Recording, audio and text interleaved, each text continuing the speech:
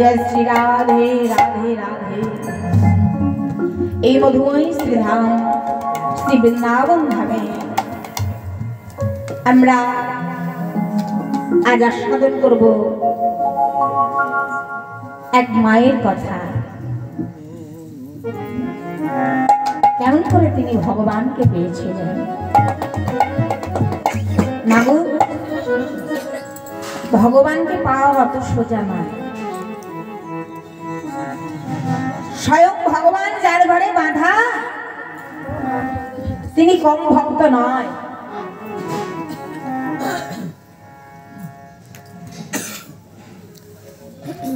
ভক্ত বলে ভক্ত বড় শক্ত কথা। গুরু রইল বসে, গাছের ফল গাছে রইল, গোটা রইল খুশি, গোটা পড়ল খুশি। হরে কৃষ্ণ হরি বল হরি বল। ভক্ত বড় শক্ত কথা মা। ভক্ত হলাম বলে ভক্ত হওয়া যায় না।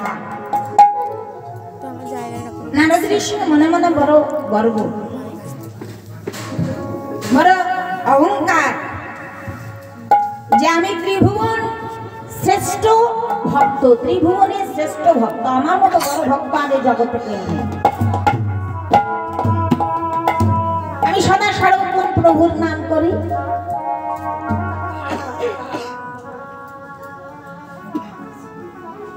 ভগবানের কাছে নারদ ঋষি যাচ্ছে এই মনে মনে করতে করতে, বিনা যন্ত্রে নাম করতে করতে যাচ্ছে। শ্রীকৃষ্ণ গোবিন্দ হরে মুরারি, হে নাথ নারায়ণ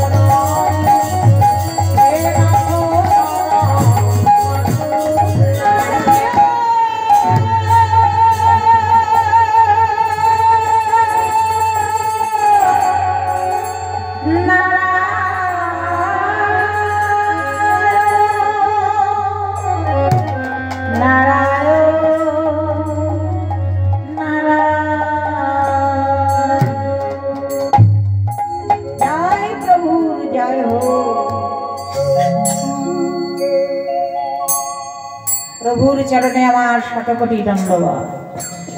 এসো নারদ, তোমার মনোবাসনা মনস্কামনা পূরণ হোক। আচ্ছা নারদ,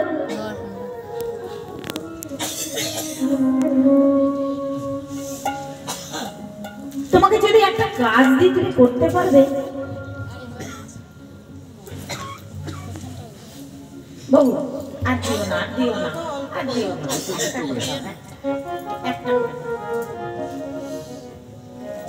আপনি হলেন জগৎগুরু কল্পতরু, আপনি যা বলবেন আমি তাই করব।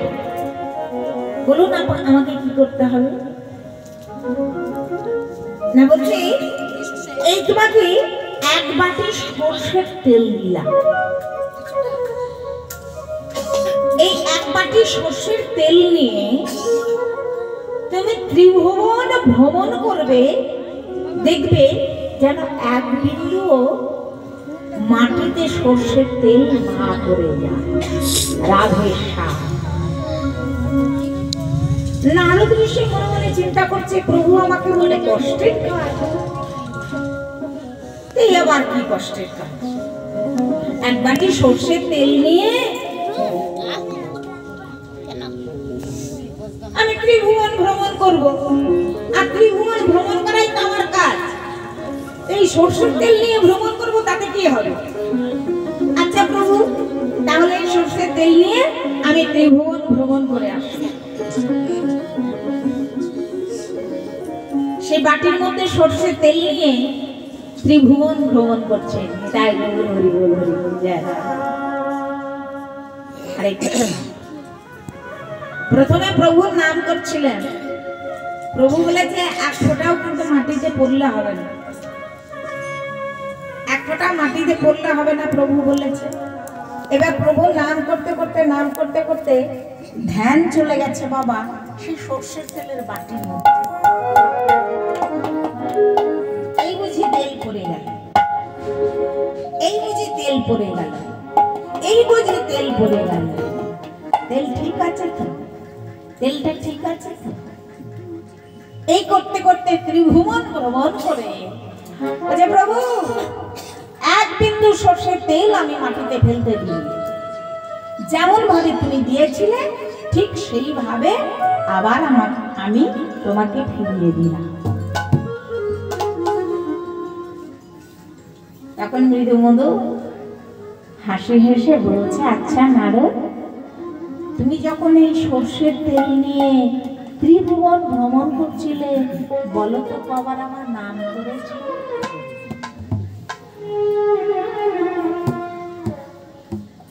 দাদি দাদি কবার আমার নাম করেছ? প্রভু, তোমার নাম করা তো হয়নি। বুঝি কেন?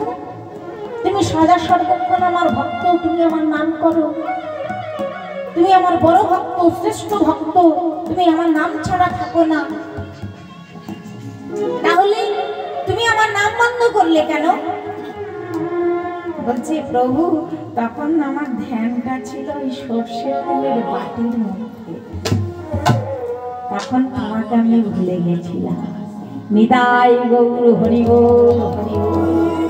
মাগো, এই সংসার রূপে বাটি, এই মায়ারূপ সর্ষের তেলের জালে পড়ে আমরা সেই প্রভুকে ভুলে গেছি। হে প্রভু, হে দয়াময় বলে ডাকতে ভুলে গেছি। ভক্ত হতে গেলে ভগবানকে মনে রাখতে হবে মা। বহিরঙ্গ জগতে এখন অনেক উন্নত ধরনের মেশিন হয়ে গেছে।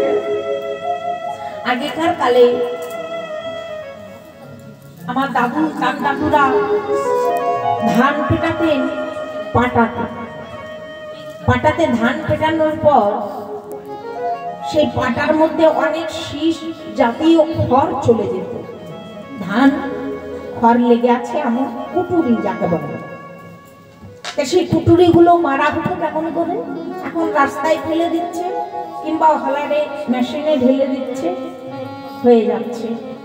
রাস্তায় গাড়ি যাচ্ছে, কুটিগুলো সরিয়ে নিচ্ছে। আর আগেকার কালে একটি উঠানের মধ্যে কুটুরিগুলো ঢেলে দিয়ে মাঝখানে একটা খোঁটো বুঝত, একটা লাঠি, কয়েকটা গরু একসঙ্গে বেঁধে দিত, বেঁধে দিয়ে পিছনে লাঠি নিয়ে সেই গরুগুলোকে ধাবিত করত। ওই গরুর পায়ের চাপে, পায়ের আঘাতে ধানগুলো একটা একটা করে খসে পড়ত। মাগো, আর ওই যখন ধান ছাড়ানো হতো, গরুগুলোর মুখগুলো কিন্তু নিচের দিকে নামাতে দিত না। কেন? কাজ কামাই হবে করে। পিছনে ধাবিত করত কে? মালিক। ওই মালিকের অগোচরে এক গ্রাস করে মুখে তুলে নিত গরুগুলো। কি? উঠুনি খাবার। মাগো, এই খোঁটোটাকে সংসার, গরুগুলো কাম, ক্রোধ, লোভ, মদ, মোহ, মাৎসর্য। দড়িটাকে মায়া, পিছনে কি? যমরাজ, লাঠিটাকে কাম। সদা সর্বক্ষণ আমাদের ভাবিত করছে বাবা। আমরা ভগবানকে মনে রাখি, আমরা ভগবানকে মনে রাখতে ভুলে গেছি। কিন্তু মনে রাখতে হবে, ভক্ত হয়ে ভগবানকে মনে রাখতে হবে। ভগবানকে মনে না রাখলেই এই মায়াময় সংসারে আমার ভগবান লাভ করা যাবে না।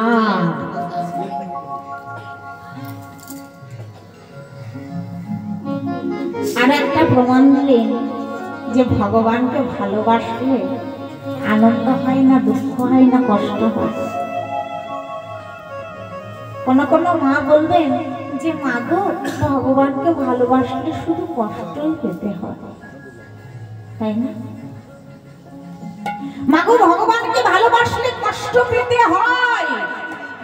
ভগবানকে ভালোবাসলে কষ্ট পেতে হয়। কতক্ষণ কষ্ট? ভগবান নিজ মুখে বলেছে, যে করে আমার আশ করি তার সর্বনাশ। তবু যদি না ছাড়ে আশ, আমি হয় তখন আর দাস।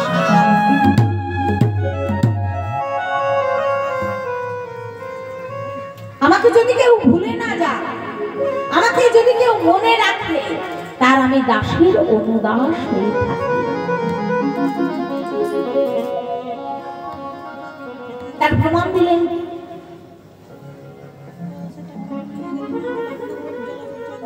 এক ব্রাহ্মণ চলে যাচ্ছে কোথায়, প্রত্যেকদিন বাজারে যায়, আজও বাজারে যাচ্ছে, মুখে কিন্তু তার কৃষ্ণ নাম ছাড়া অন্য কিছু নেই, নারায়ণ ভক্ত, কৃষ্ণ ভক্ত। চলে যাচ্ছে, চলো মন বৃন্দাবন কি, চলো রে মন বৃন্দাবন কি,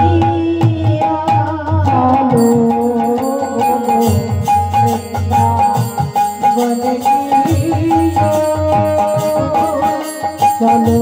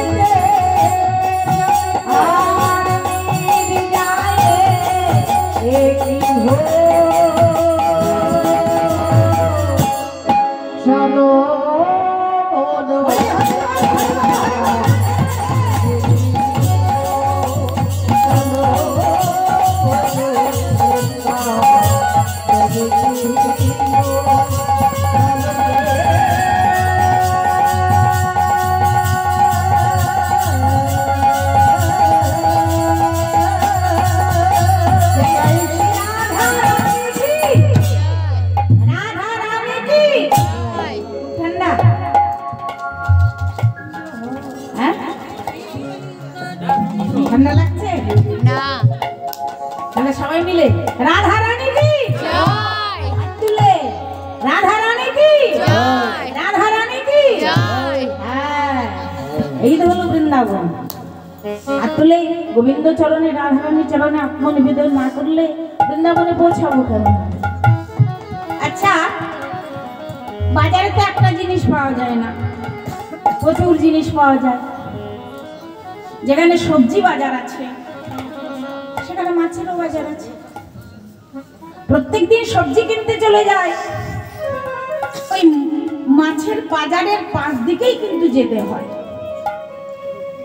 তার মেছুনি মাছ বিক্রি করে, দেখে যে 1 কিলো মাছ নিচ্ছে তারও একটাই বাটখারা,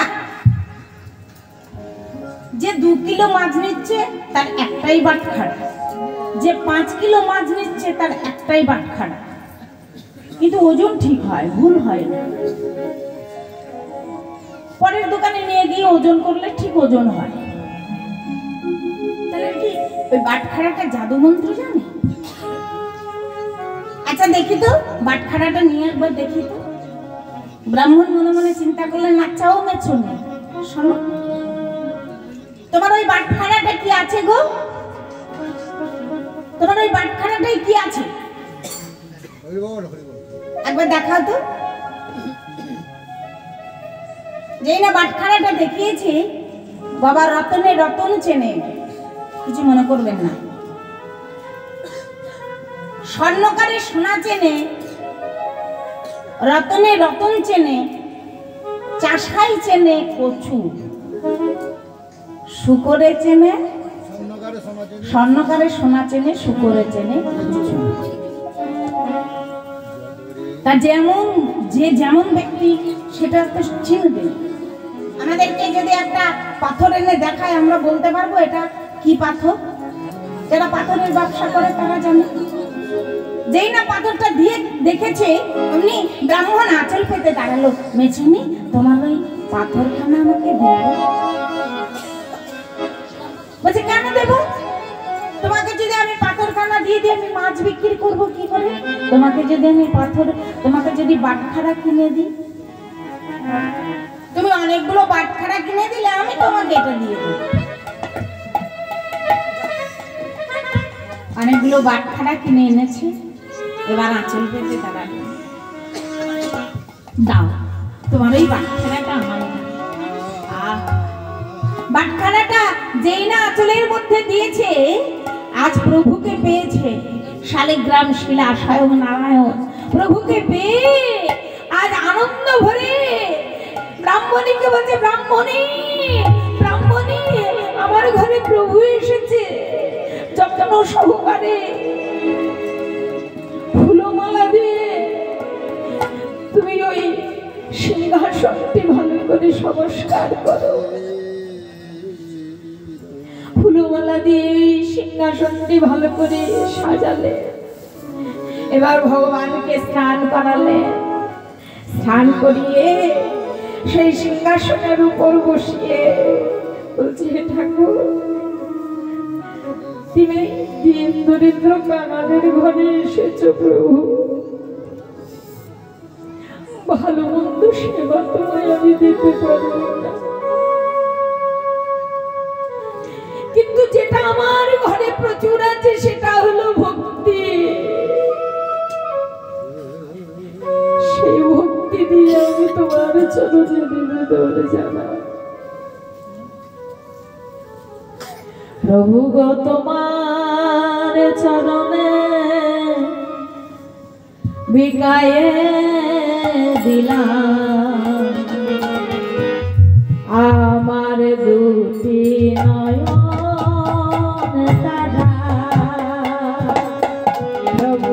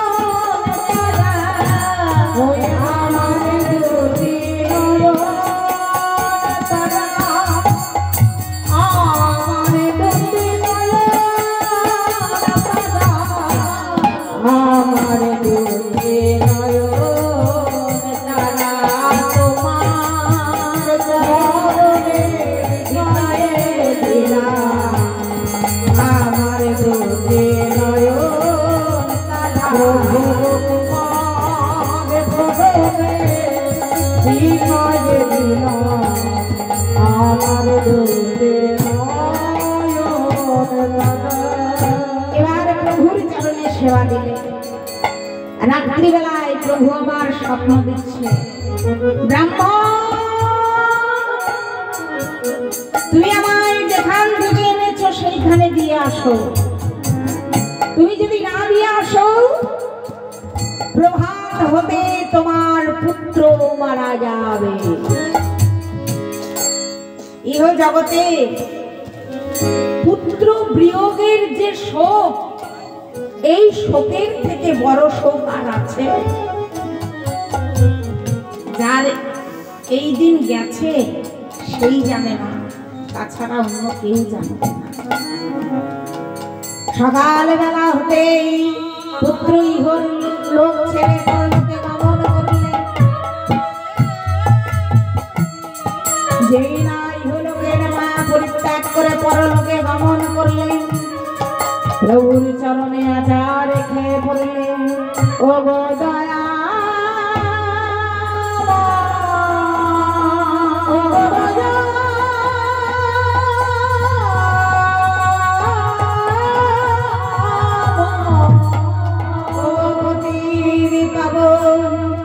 তুমি আমার পুত্র নিয়েছো বলে আমি তোমায় ছেড়ে দেব। হরি হরি বল। পরের দিন রাত্রিবেলায় আবার স্বপ্ন দিয়ে বলল, ব্রাহ্মণ তুমি যদি আমায় আবার ব্রাহ্মণের সেই মেচনির কাছে না দিয়ে আসো, তোমার স্ত্রী বিয়োগ হবে। স্ত্রী গেল, ভগবানকে আঁকড়ে ধরে বসে আছে। এখনো সময় আছে, তুমি আমায় দিয়ে এসো, নইলে তোমার ঘর পুড়ে ছারখার হয়ে যাবে। ঘরখানা পুড়ে গেল। প্রভুকে আমার বুকের মধ্যে জড়িয়ে ধরে বলছে, প্রভু সংসার গেল, পুত্র গেল, ঘর ছিল, জ্বালা ছিল, এবার আমি তোমায় নিয়ে পথ মাঝে তোমার গুণগান গাইব, আর তোমায় নিয়ে আমি ফিরে বেড়াবো। হরে কৃষ্ণ হরে কৃষ্ণ, হরে নারায়ণ হরে নারায়ণ, হরে নারায়ণ হরে নারায়ণ, হরে নারায়ণ হরে নারায়ণ,